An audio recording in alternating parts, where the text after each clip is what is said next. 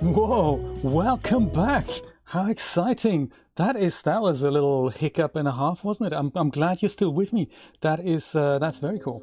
It's one of those things. I have tested my backup internet line, and it works, of course, like quod erat expectandum demonstrandum, but it's of course not something that switches seamlessly. You have to do all kinds of things, and you know, I was never in a situation where I had to do that. So now I know why I bought it. So I'm glad I have that second line, and welcome back to part 2. The interrupted stream. One of those things. Half of you've made it over, that's cool. The other half, hopefully, welcome back when you're watching it in your own time. I think for next time, I'd like to do some testing, see if I can make this more seamless, so like not lose the URL. I don't mind losing the stream, but I'd rather avoid us having to go to different URL. Just go to a holding loop and then, you know, do whatever, switch over, and then, but it means the streaming computer has to connect to a different internet, and the packets need to find their new way. So don't know if that's possible, but one of those things. Yes, I just ripped out his line and put my line in. He doesn't have any internet anymore, but hey, that's cool. We get to meet, which is great. Anyway, where were we? We were at this point at which we talked about the subdivision surface modifier. I seem to have that sphere, but it used to be a cube. And so what I did here, so if I go and change this, if I go and change this from high resolution back to base, then I can see that my base geometry is still very much a cube. But only now when I switch to the high res do I get this. So I guess my point in explaining that, I think that's where I left off, was that a subdivision surface modifier can't be applied to any geometry. So the geometry needs to be made for that. I've made small models when I started building things in 3D, and I thought, let me make that smooth. And of course, this is what the object looked like. And it's not really what we want. So let me go and not so much get rid of the cube. I'm just going to go and move it over here. That's another thing that actually while I'm exploring it here, while I move it, there's a setting in DAZ Studio that will defer this making it high resolution while you move an object. You can disable that as well, just so that you know it's there. I don't quite do I remember where that is? Was it in draw settings? General, was that in here? Yeah, there we go. So in your draw settings tab, if you don't have that, you can always open it from here, from window tabs, and go to your draw settings. This is something that is applicable to the current viewport that you've got enabled. So this is now just for the filament viewport. There's this option here, manipulation binding delayed. So sorry, subdivision updates delayed. And if you switch that to continuous, then you'll see that as I left click and drag my objects around, all subdivision bits and pieces will be held in place until I drop the object. But that's sometimes very heavy. So on my cube, it's literally non-existent. But if this was a character, if this was multiple characters, maybe with hair and with clothing, you'll see that it's very difficult to move the character because it takes so long for the computer to kind of update and catch up. So that's why that is usually switched to delayed. And the result is that when you left click and drag the object, the subdivision will be disabled so that you can position your character or your object, and as you let go of the left click, then this is what happens, and that's when everything will be snapped back in place. You see this type of system on animations and on poses. When you dial in sliders, your figure turns kind of chunky, then it changes, and then it changes back into smooth. That's the smoothing modifier in action. Let me go and create another cube here. Same idea, primitive cube, but in this time I'm going to make it the same size, but this time I'm going to give it more divisions than 1. Let's go give him 10 divisions just for now. And if I do that, I have the same cube. I might give it a different color. Maybe make it the red cube or the reddish cube. Something like that. Very nice. So it now has more divisions. So it currently doesn't have a subdivision surface modifier applied.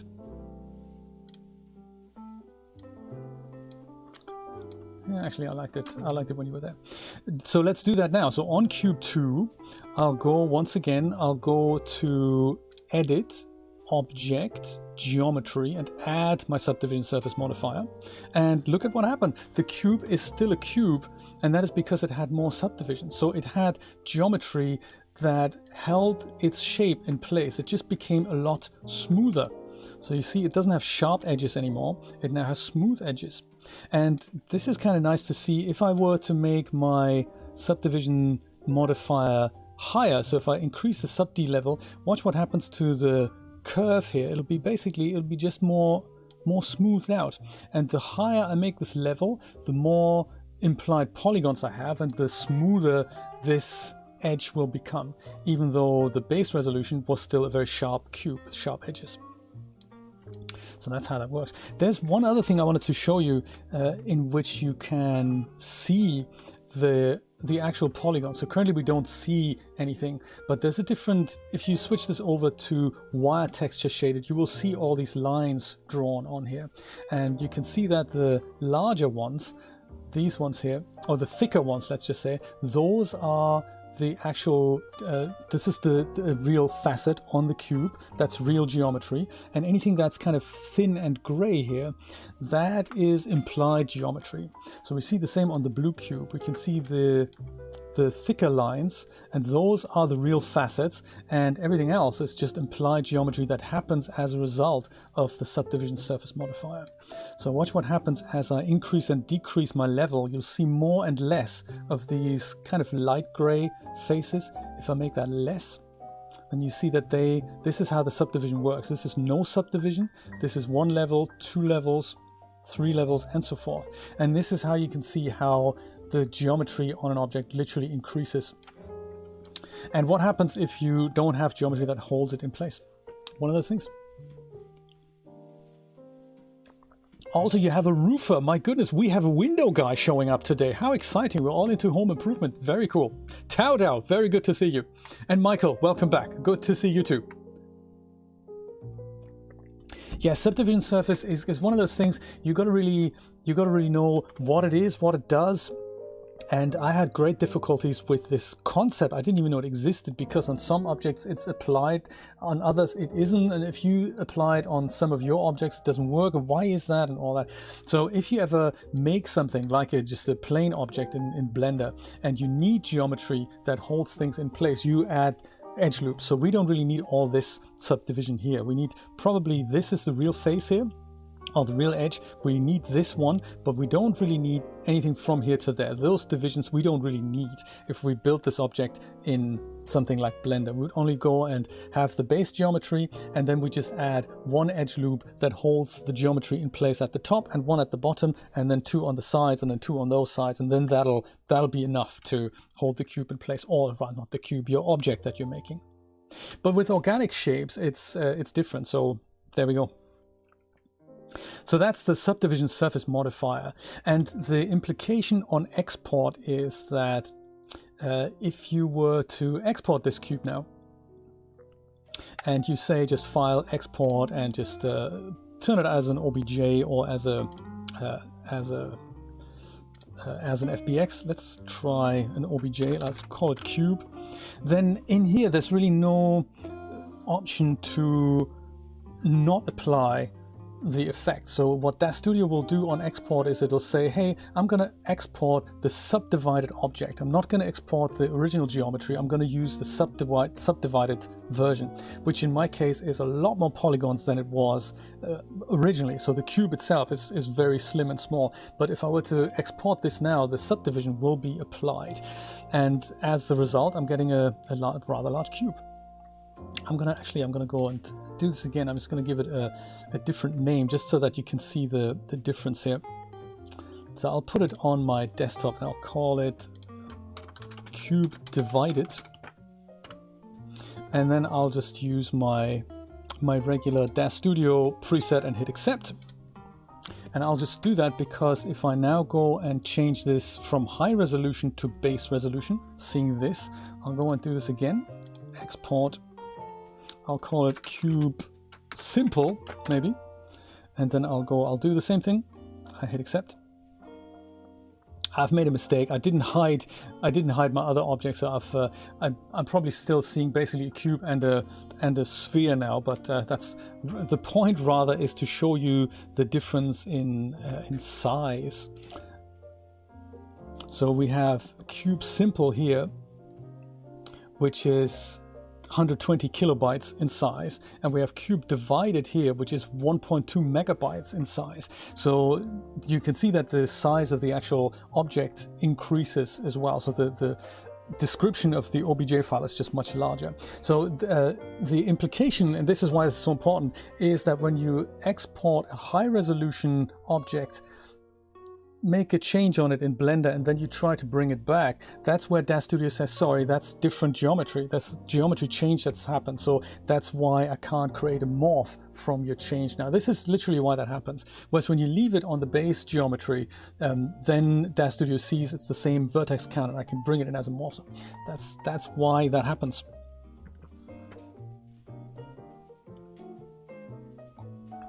Indeed, Chris. Yes, that's true. There's another thing that DAZ Studio can't do. You can tell it which edges are not supposed to be affected by smoothing, by smooth shading. I think they're still affected by Subdivision Surface Modifier, I think, but I might be wrong about this. So that is that. This is how you apply it. This is where you add it. But it's something completely different. And this is the other part I wanted to talk about. It's something completely different than the smoothing modifier. So the smoothing modifier is another thing altogether that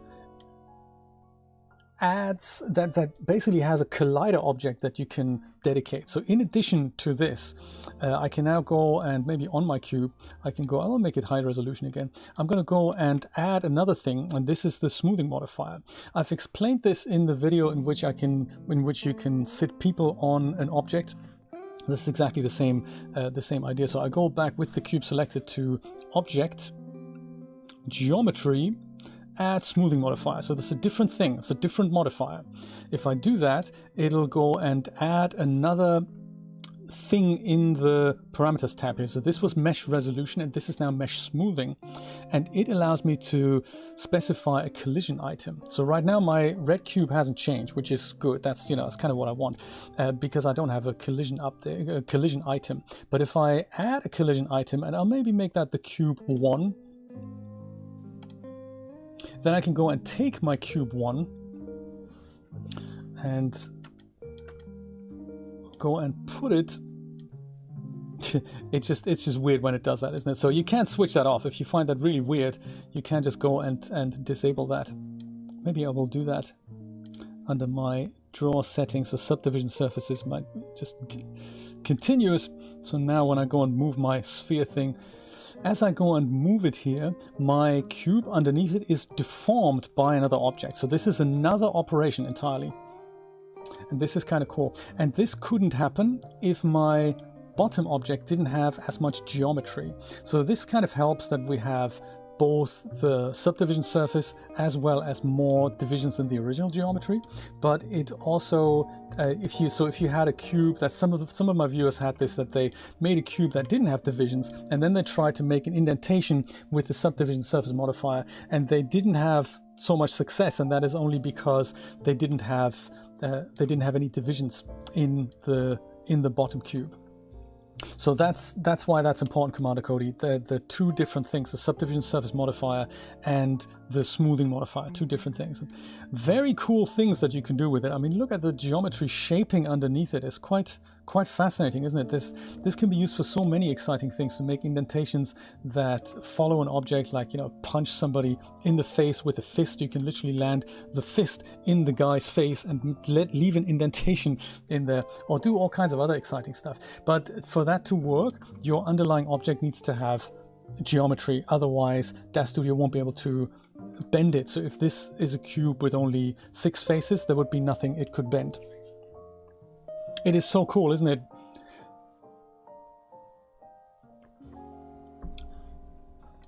There we go. Yes, you know, it's one of those things. I don't know if Blender has it, this way of doing things. I don't know if it has it. I love it all the same, Brian, absolutely. Do you know, one of my viewers actually had a question about iClone. I think it was Popeye. I've sent him your playlist about how to get started as a DAZ user in iClone. I thought that might be valuable. So if you do get questions from Popeye, he came from me. Say hi to him. Commander Cody, let me know if this explains it. If not, then do let me know. I'm more than happy to elaborate on this. Let's do, so, oh, actually, yeah, this leads on to something similar, just kind of as an aside for Sydney. If we were to export an object that is base resolution into Marvelous Designer, there is a way to imply the same thing in Marvelous Designer, and it's called Smooth Faces. Let me see if I can find it. Let me go and disable everything here, bring back my Genesis 8 male guy. In fact, yeah, I'll go and put him in the middle.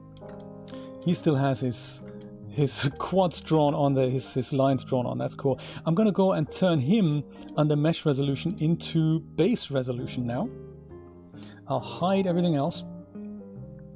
So he's now base resolution Genesis. I'm going to go and export him just on the desktop as an OBJ. G8 male base, I'll call him.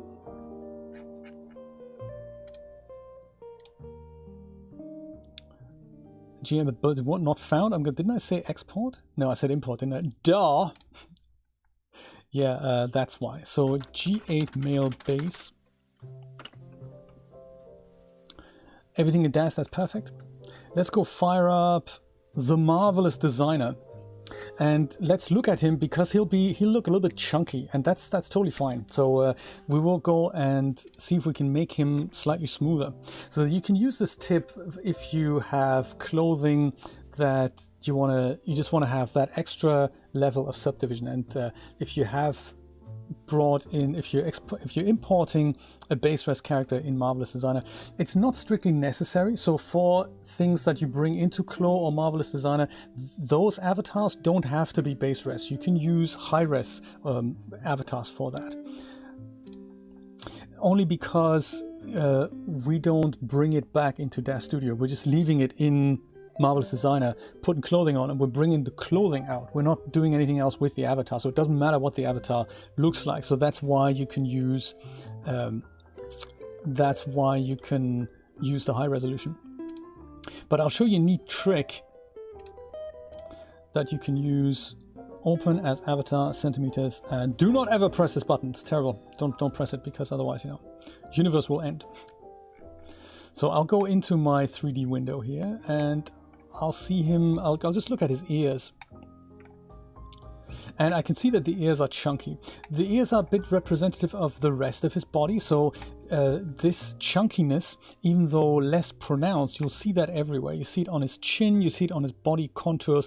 So as a result, if you were to simulate a garment and it's very tight fitting and close to your avatar, and you bring it back into DAZ Studio, and DAZ Studio uses a higher level of subdivision, you will see that the clothing might not quite fit. And that's a shame. So you can either then add a smoothing modifier to your clothing in DAZ Studio that'll make your clothing kind of follow the avatar in DAZ, and therefore it'll fit a little bit better, but it basically just be aware that it changes your geometry. Or if you are intending to make clothing for, say, the Genesis 8.1 characters, you need a higher level of subdivision on your character.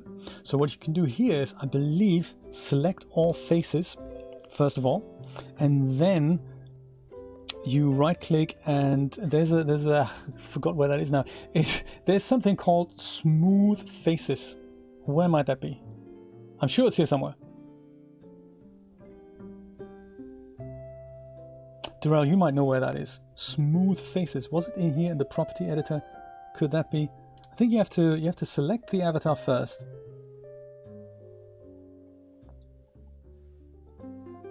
Smooth Avatar. Bottom right in the property editor. That's the one. Properties, that's the one. Smooth Avatar, here it is.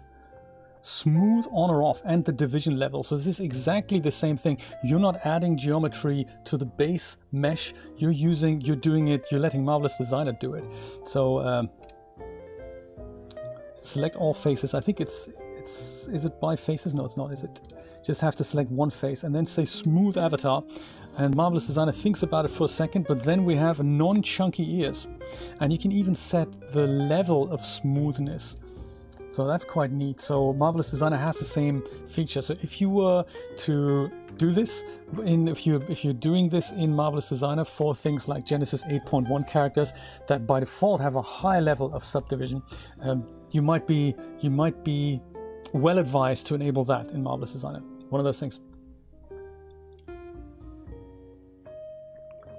That is very clever, Nate. Very, very good idea. Welcome. Good morning to Canada. And look at the mesh. Absolutely smooth as a baby's bottom. So yes, Subdivision Surface Modifier also available in Marvelous Designer. It's called different things in different applications. So Blender has a modifier that you have to apply for that. I trust you know what that is. There's even a shortcut available because you do it so often. It's one of those things. Okay, let's go and open a demo scene now. This is nice. I'm glad we took so much time exploring this because Subdivision Surface is a tricky subject. Let's go and talk about Mick's request. I don't think Mick is here, but that's cool. Mick, if you're not, welcome watching this, watching the pre-record. I have prepared something for you that I will show you in Photoshop first, because it's a composited file that contains essentially my character rendered separately from the clothing. So I've rendered the character as well as two outfits out in layers, and I've shown this on my Patreon feed already. It's available for everyone. You can download the Photoshop file if you like. Scene file is not going to work in this case, but here we go. Canvas demo, that's it. So this is using the magic of canvases in Iray. So here it looks like I have one character and she's wearing something, but I can also take her clothing off and basically just have the character underneath it and give her a different item of clothing. And this is what Mick wanted to know. How do you do this in DAZ Studio? He says, I've seen this in some video games. I don't know how these guys do it. And it is by rendering these things out separately. So if I hide the character, I can see that not only do I have the clothing, I also have the bits that were left out for the hair. So if I bring in the character, the clothing isn't just covering that bit of hair underneath it. There's actually a gap in the clothing for where the hair is going to go. And canvases let you make all these things. So you don't see anything that would be rendered at the back here. So the straps kind of end here. And it's the same thing that's happening for this outfit. So you can see the gap for the hair here. And when you line them up in Photoshop or in your game engine, you'll then see that these things do fit together, which is, kind of cool. So how do we do this in DAZ Studio? By the magic of canvases, indeed. And canvases are a way for multi-pass rendering. I'll show you the actual scene file that I have for this. A canvas demo, that's what it's called. Perfect. No, I don't want to say that. That's cool. Hectix TV, hallöchen! And thank you so much for your warm welcome from Austria. Very good, very good. Very good to see you. Welcome to the stream. And good evening to Austria. Do you know, Hectix, I do actually have a German channel. And my plan was, if ever I run out of things to say, I could do all my DAZ tutorials in German, because there's a huge market in Germany, or there's a huge German-speaking market, should I say. And I'm so busy that I just can't do it. But it was always my plan to make German DAZ tutorials. So it's one of those things.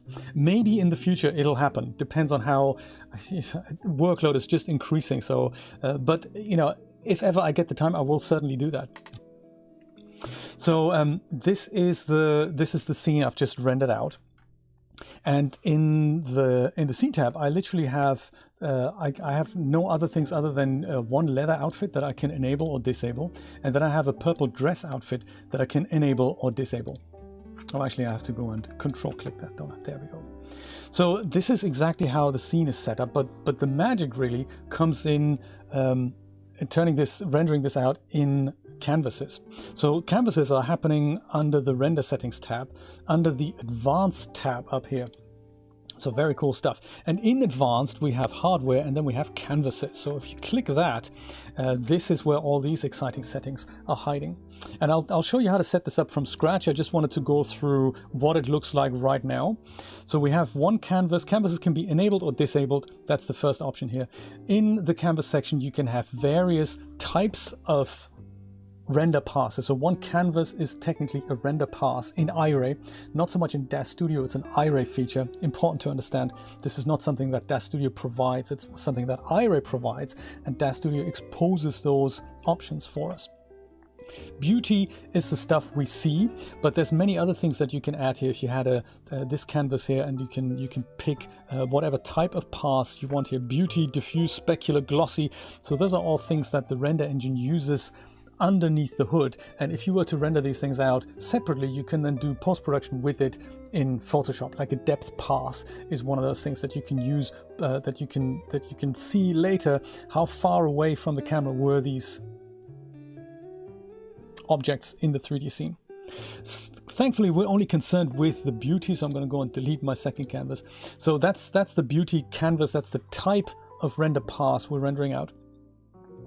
Then at the bottom here, we have a few other settings that make more sense when we look at the very, very bottom, which is the node list. So a node is a group of items we would like to render out in that render pass. So in my case, the character doesn't actually need one, but everything that is held together with an outfit needs to be grouped as a node. So I can say all these items need to be rendered out separately. So in my case, the leather outfit has several items in it. This is essentially a mini reproduction of the scene tab. So the character isn't included in this node, but the shoes and the jacket and the pants and the undergarment is included, but not the purple dress, none of the lights. So this is what makes up the leather outfit node. And then this one here, purple dress node, similarly, that is only the purple dress. So the purple dress is only one object, but the leather outfit is multiple objects, so they all need to be grouped together.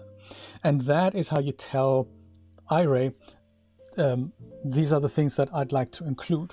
Then up here, when we actually come to rendering, we pick which node would we like to render: none, or the leather outfit, or the purple dress. Or we can create a new one. So let me go through how to set this up literally from scratch. I might just go and delete all these things. Again, delete all nodes. And just start exactly from scratch. Delete all this. This is disabled, and I'll go and literally start from scratch with this. So you have your character, you put some clothing on it, and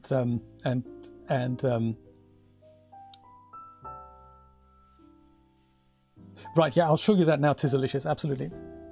Objects, I'll show you all of that now. So we'll start from scratch. We have a character, and the first thing I do is render her out without canvases applied. That's the first thing. So that means we don't get any interferences from the canvases. You just render out essentially your nude character with hair, though. Make sure the hair is included. And that's your first thing. You render that out as per usual. Then you set up your clothing as render layers, as canvases. So from the beginning, then on render settings, on the advanced tab on canvases, we create ourselves one canvas. So we enable canvases first of all. Tick that tick box. We have no canvases in the list. So for our outfits, we need to click this little plus icon, and it comes up by default with a beauty canvas, and that's perfect. We just want beauty canvas. We don't want anything else. Alpha is the transparency that will be added to it. If you don't tick that, you'll have an opaque background. We don't want to have that. We want to have an alpha enabled so that this is going to render with transparency. That's number one. This is essentially our first setup. Now we need to select a node here, and we don't have any nodes in our list, so we can go and either create one from selection. So that means we go over here and pick what we'd like to be included in that node. So in my case, it's the whole leather outfit. Let's go make it visible. And I'll select everything in the leather outfit here. So anything that I'd like to be included in this node, this is just going to render my outfit now. So you go and select all those, then you head over here to nodes, and where it says none, you head over and say create from selection. You can change that later, you can add things to it, you can remove things to it, but this is what you do.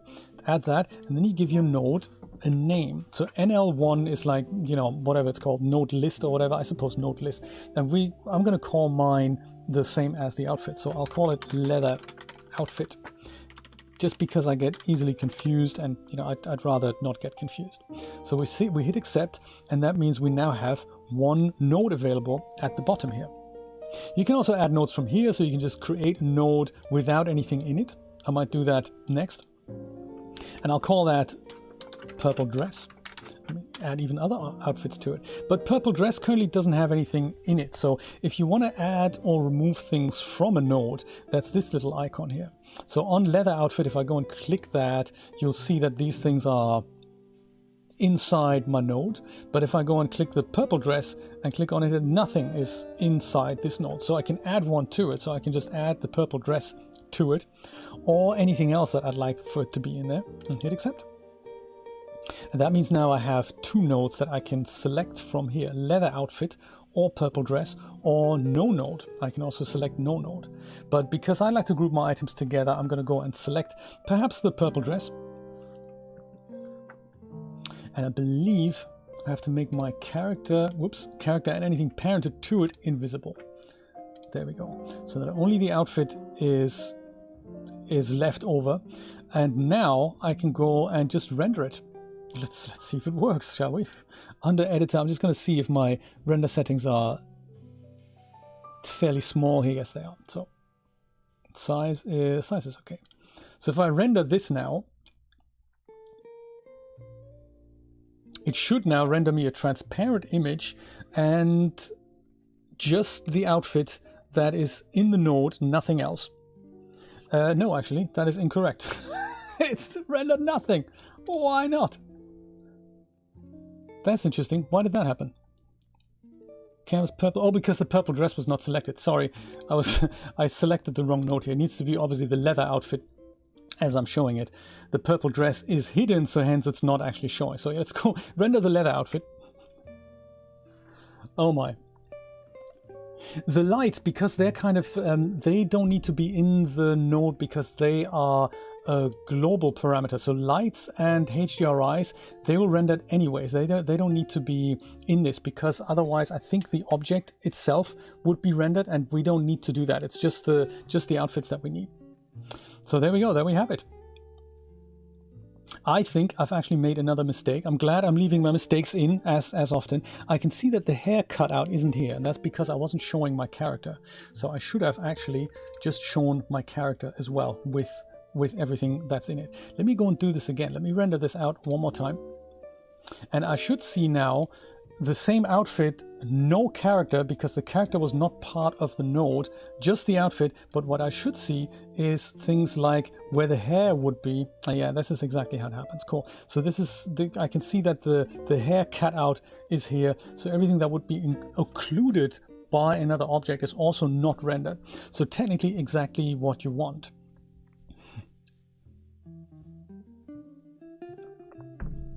So this is my outfit that I'll then save, just like I showed you in the Photoshop thing.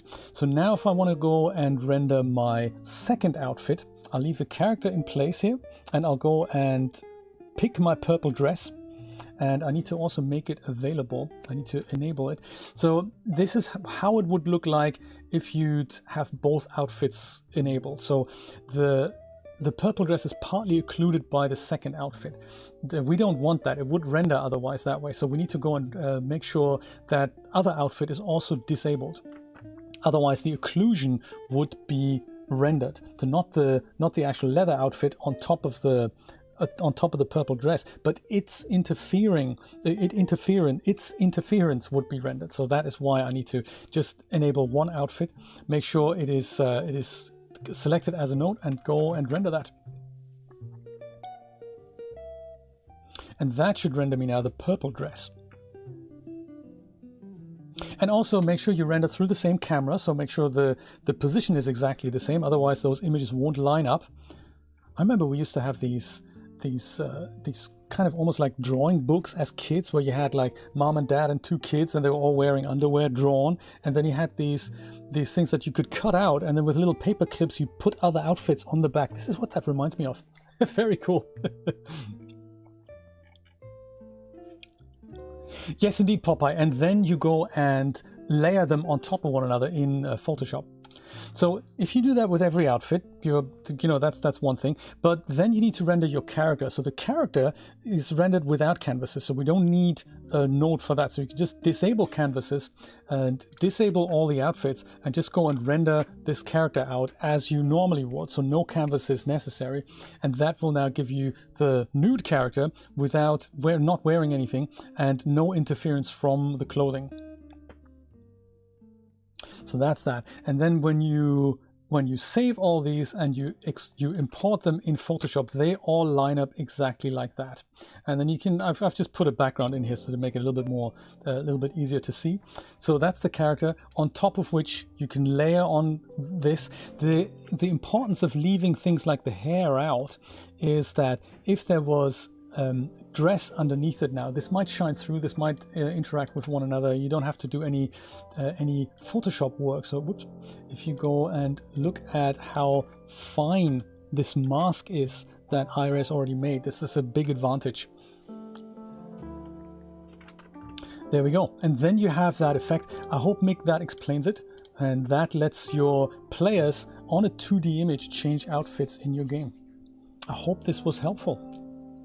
I'd love to share the scene file with you, but of course it would mean you'd have to have the exact same item, so I can't really do that. I might share something similar that just is made with primitives so that it'll work on everyone's installation of DAZ Studio, or I can maybe make one with the base character and with I don't know, 2 primitives, something like that. I'm thinking about it, just so that you get to see this this setup, but I hope this video explains it, how you need to set this up. It is, isn't it, Popeye? I like it too.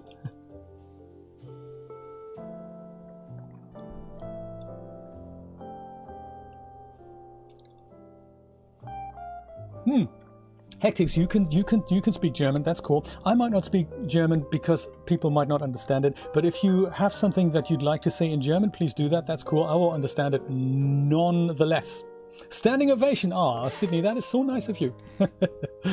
Thank you so much. Do you know, I believe actually that is all I had for today. Is there anything else you guys want to know?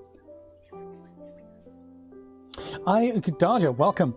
You don't save rendering time as such. No, this is just so that if you had a game that would let people... let me tell you what, why don't we just use another outfit while we have her in place? Let's go and add another outfit to her from scratch. That might be nice. Darja, it doesn't save rendering time. It's just so that if you had a game that you'd like players to change from this outfit into that outfit, or maybe undress the character, or whatever it is that your game suggests, you can do it that way. So you don't have to render the same character twice. So some engines I've seen, like in these dress me up games on iOS and stuff, I've seen it that you basically have it's kind of a modifier that you add to the top layered image. You could have that and then go and literally this swipes away and the next item of clothing kind of swipes in. You know, that's the kind of effect that you could make with that. So you can have your app govern that you can swipe in and out. Hairstyles, you can do the same with hairstyles. So you can have different types of hair on the character that you can then, you know, basically let the player make their dream character with 2D images without having to have a 3D engine there. That's the advantage. So it's not really render time. Let's see what we find. Perhaps, how about the Disco Flare outfit? Is that cool? Let's do that. Disco Flare outfit it is. I like it. Just that, with the shoes, without the shoes. Let's hold the whole outfit. Let's do that. Boom. Thank you. German lesson for the end of the stream. That's also a cool idea. I'll go to my perspective view. I think this is a D-Force outfit. I'm not entirely sure. Yeah, I think it is.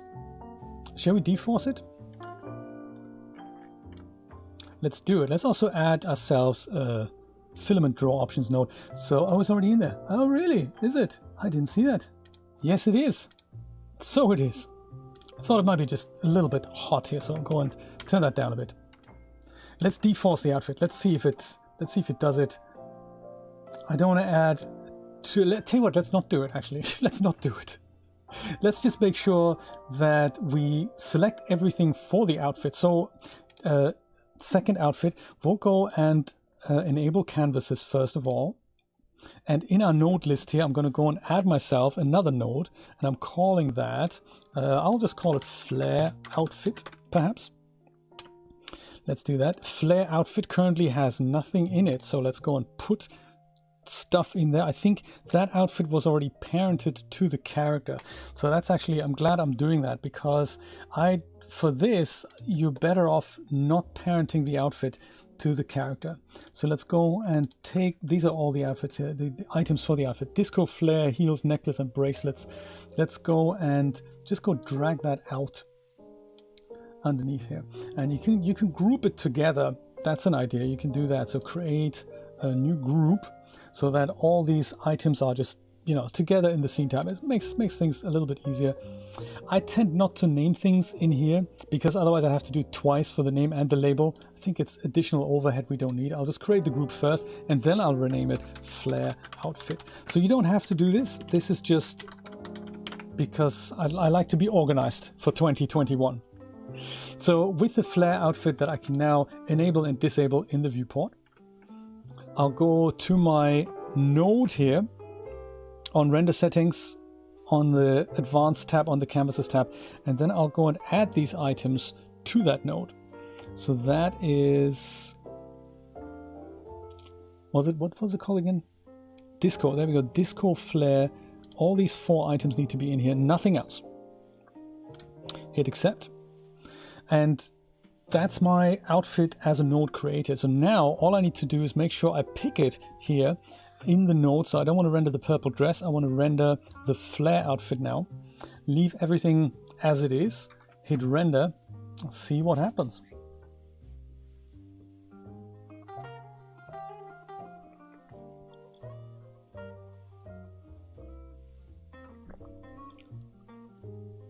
Lamont, welcome. Dumb down the render settings to more of a 2D look and animate in that style as well. You mean like a, I think I know what you mean, like the flat comic look, that things don't have the, basically like a smooth shading where you have a gradient from kind of white to dark in the shadow. You mean something that's more harsher. I have to research that, to be honest. I don't know.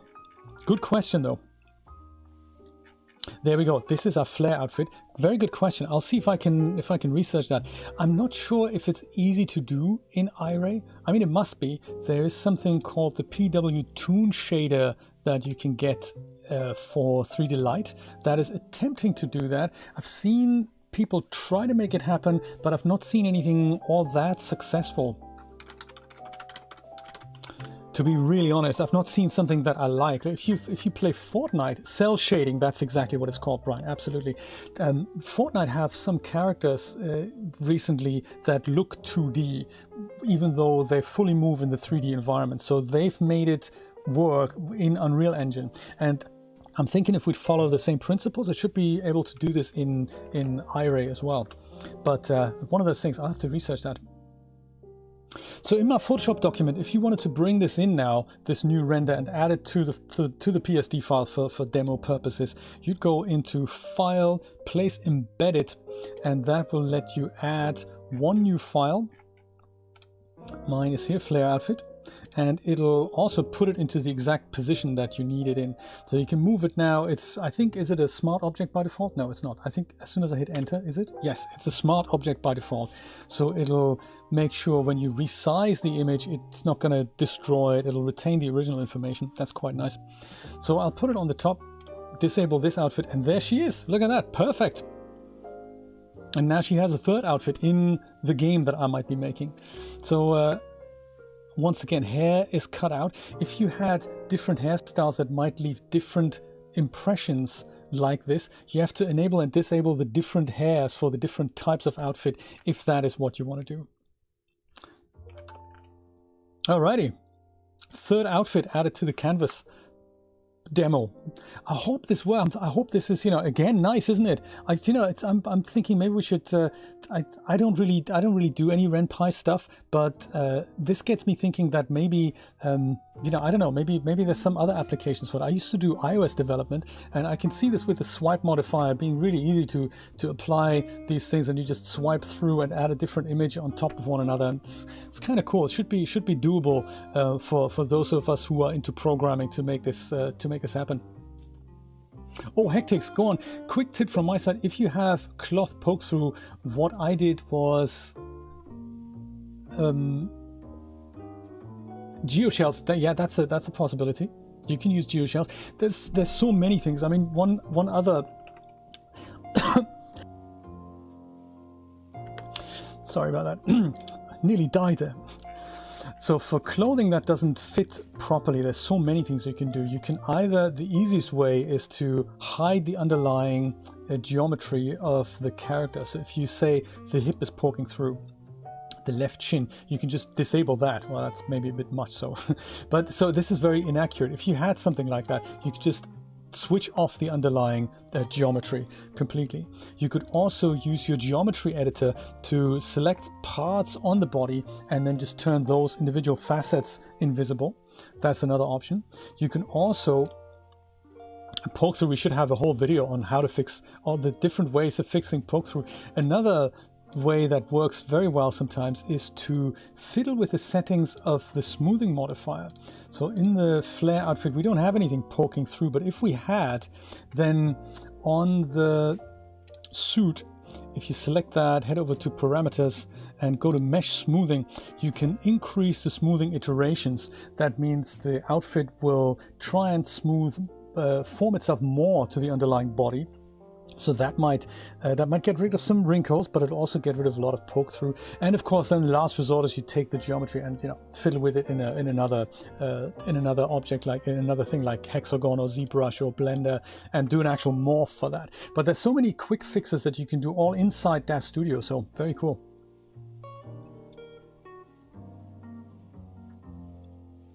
Tizzalicious, I don't know, to be honest. I don't know. We could do a comparison. If I go and head over and switch canvases off, and I'll just render this image now with the character and the clothing.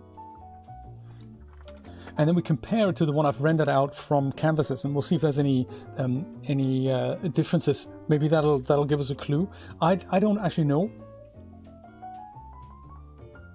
to be honest. It's one of those things. I gotta have a look at it and see what what it looks like visually, and then we make an educated guess from there. Flare outfit, I'll just call it full, and bring it in to here, and then we can just go and compare these guys to one another. I'll embed that again, full, boom, right at the top, and we go and move that over here. See if they look in any shape or form different. So on the left we see the one that's not rendered by the resolution isn't great, but we'll get the picture. So on the right is the one that I've just rendered out without canvases, and on the left is the one that I've rendered out with canvases. So I see a little bit of a difference here. It's kind of nice that we have a transparent piece. I don't see any occlusion issues on the outfit. The outfit looks exactly the same to me.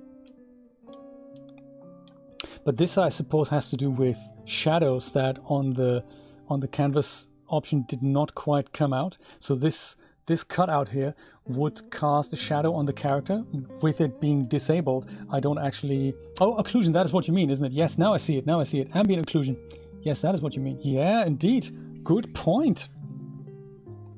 Very interesting. Indeed. I wonder if we can fix that somehow.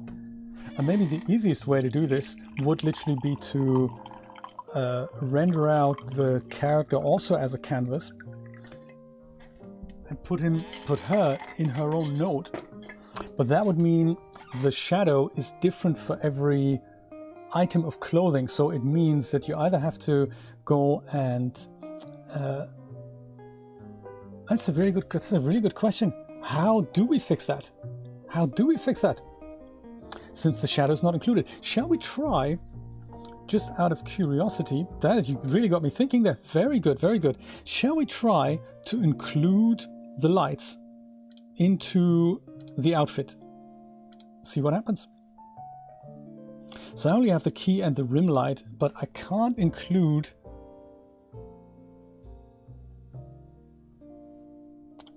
Maybe this is the reason why they've given us the environment option to begin with.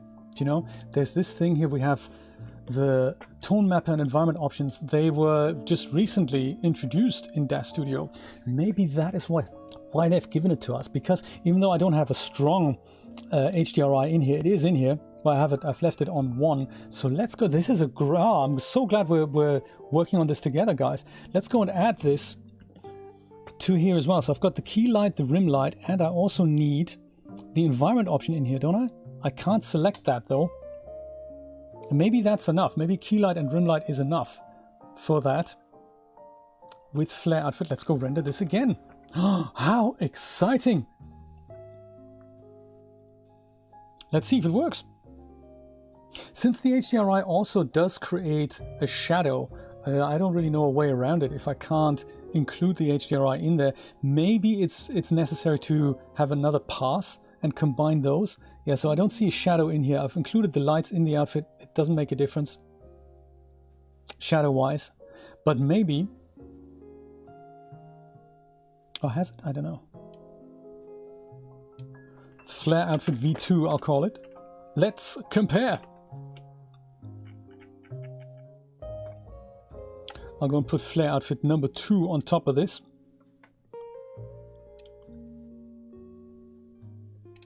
See if that has a shadow. I'll disable flare outfit 1. It has some shadow. It looks better than flare outfit. Does it? Is there even a difference at all? There isn't, is there? I don't see a difference. That hasn't made any difference at all.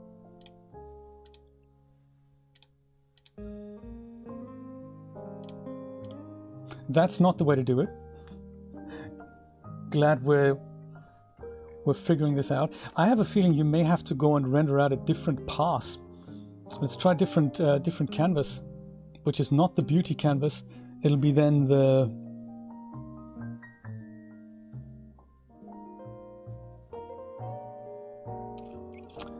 ambient occlusion that says interactive only.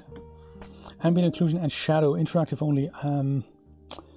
Environment as well as light group, emission, shadow, gloss. I'm not sure if... I really don't know how to do this. Do you think I have to include the character in the... Oh, that's another option. Let's try that. Let's try that. If it's that easy, let's go and add my character.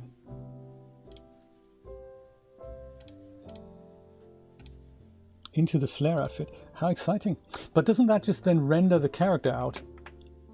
I have a feeling that's just going to render the character and the outfit. So I'll do that, but if I go and hit Control R, that's probably gonna go and we'll render the character. Yeah, so that's not the way to do it. Hey, we have to try this out. We have to do more fiddling with this. So this is, even though we do see the shadow, we also see the character. So that's not what we want to do, I guess. But hey, I'll let you guys figure it out on your own. I'm going to have to go now, sadly, because I will have to... The window guy's coming. This is a terrible, terrible story. Window guy, just like Alto has his other guy coming. We have new windows here in Miami that were installed literally 6 months ago. It's kind of crazy. And they are... Back here, they didn't pass the inspection, so the window guys have to come back and make some alterations. So they have to hack the windows out, and put some other stuff in there, put them back in, not fill out the edges, and then the window guys to come back. One of those things. Thank you so much for your coffee donation. I really appreciate that. I don't know who did it, but Julia just given me a little you need to wrap up, and a little thing that says somebody just made a coffee donation. Thank you so much for that. It was my pleasure and my privilege to be here with you. I'm going to be back tomorrow at 10 a.m. Eastern Standard Time for a good round of Subnautica. I've got some discoveries that I've made that I wanted to share with you. Sorry about the disruption in the stream. I will try my best to edit this down to smaller chunks and release them over the course of the next couple of weeks. Have a wonderful weekend, my friends, and meet me back again very soon. Take care. Bye-bye.